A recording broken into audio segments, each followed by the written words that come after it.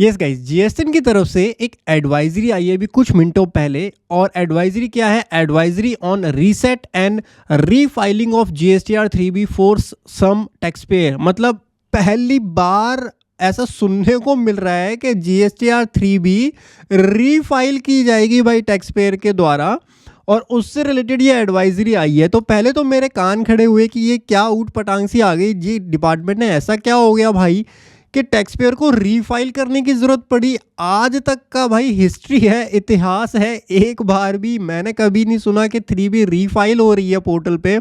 But ये advisory आई है। अब ये एडवाइजरी क्यों आई है, किस टैक्स पेयर के लिए आई है, थोड़ा सा एक बार इसके अंदर जाके समझते हैं। So this has reference to the facility for refiling of GSTR 3B for some of the taxpayer. That means कुछ टैक्स पेयर के लिए ये रीफाइलिंग की फैसिलिटी आई है कि आप अपनी जीएसटीआर 3B को दोबारा से फाइल कर सकते हो, रीफाइल कर सकते हो। It was noticed that there were discrepancies in the returns of some taxpayers during the filing process between the saved data in the GST system and actually filed data in the fields of ITC availment and payment of tax liabilities. So इतना पढ़ के तो ये समझ में आ रहा है कि भाई टैक्स पेयर जो रिटर्न फाइल करते हैं 3B तो ऑटोमेटिकली फाइल होती है। आपके R1 से आता है डेटा, आउटवर्ड सप्लाई का जो टैक्स का डेटा होता है वो R1 से आता है, एंड ITC का डेटा आपके 2B से आता है। सो अगर सब कुछ ऑटोमेटिकली आ रहा है तो फिर ये किसके लिए ये रीसेट और रीफाइलिंग की बात की जा रही है? सो यहाँ पर दो मेरे को चीज़ें लगती हैं। देखो, मुझे नहीं पता, मेरे किसी क्लाइंट के पास अभी तक मेल आई नहीं है। मुझे दो सिनेरियोज लगते हैं। पहला सिनेरियो तो मुझे ये लगता है कि कुछ टेक्निकल इशू हो गया होगा डिपार्टमेंट की तरफ से, जिससे वो जो डेटा ऑटो पॉपुलेट होकर के आया उसमें कुछ मिस्टेक हो गई और टैक्स पेयर ने उसको फाइल कर दिया, जिसकी वजह से रिटर्न में कुछ गलती हो गई है, इसीलिए रीसेट का ऑप्शन दिया गया है। दूसरा सिनेरियो ये भी हो सकता है कि शायद उन टैक्स पेयर की यहाँ पर बात की जा रही हो जिन्होंने R1 और से 3B में डिस्क्रिपेंसी आ गई, या फिर ITC उन्होंने एक्सेस क्लेम कर लिया। सो ऐसे टैक्स पेयरों की बात यहाँ पर की जा रही है। आई एम नॉट 100% श्योर कि क्या सिनेरियो रहा है जिसकी वजह से डिपार्टमेंट ने ये फैसिलिटी प्रोवाइड की है to some taxpayer, but यहाँ पर पढ़ के इतना पता चलता है इन दोनों में से कोई एक सिनेरियो रहा होगा। या तो कुछ टेक्निकल मिस्टेक होगी, या फिर टैक्स पेयर ने जो है वो एक्सेस ITC क्लेम किया होगा, या टैक्स लायबिलिटी कम पे की होगी, उनकी यहाँ पर बात की जा रही है।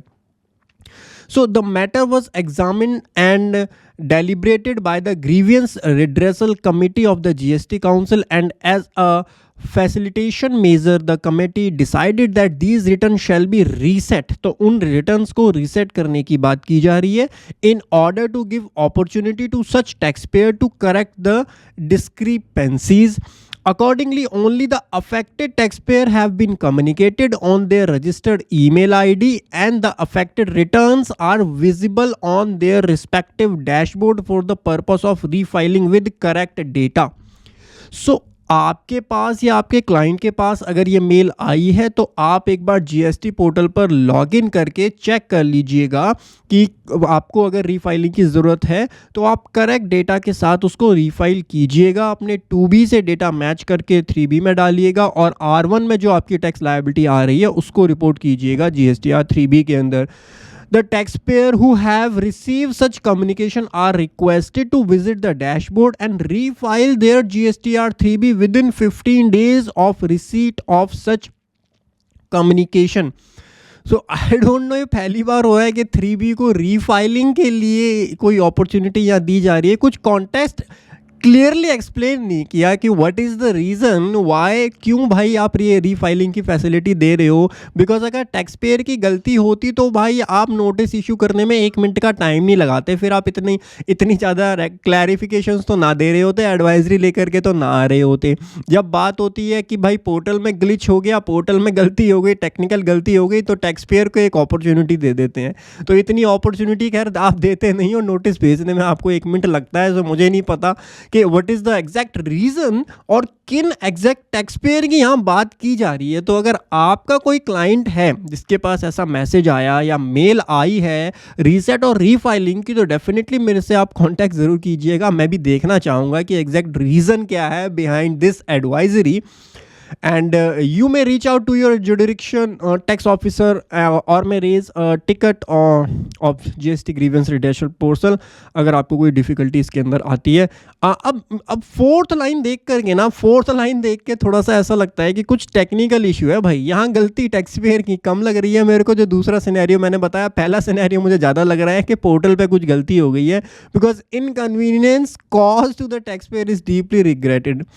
अगर आप इनकन्वीनियंस को रिग्रेट कर रहे हो, दैट मीन्स कुछ टेक्निकल इशू डिपार्टमेंट की तरफ से हुआ होगा। और जहाँ तक मुझे लगता है कि जो डेटा ऑटो पॉपुलेट होता है वो ऑटो पॉपुलेट सही तरीके से नहीं हुआ होगा कुछ स्पेसिफिक टैक्स पेयर्स के लिए, तो उनके लिए ये एडवाइजरी आई है। अगर आप ही किसी क्लाइंट के पास ऐसी कोई मेल आती है तो डेफिनेटली आप मेरे से एक बार कांटेक्ट ज़रूर कीजिएगा। मैं जानना चाहूँगा कि what are the exact reasons जिसकी वजह से एडवाइजरी आई है। बट ओनली कुछ टैक्स पेयर के लिए, ये सबके लिए नहीं है, कुछ टैक्स पेयर के लिए। ये एडवाइजरी मैंने अपने टेलीग्राम चैनल पर भी शेयर कर दी है, जिसको आप ज्वाइन करके हमारी अपडेटेड इन्फॉर्मेशन ले सकते हो फाइनेंस और टैक्सेशन की।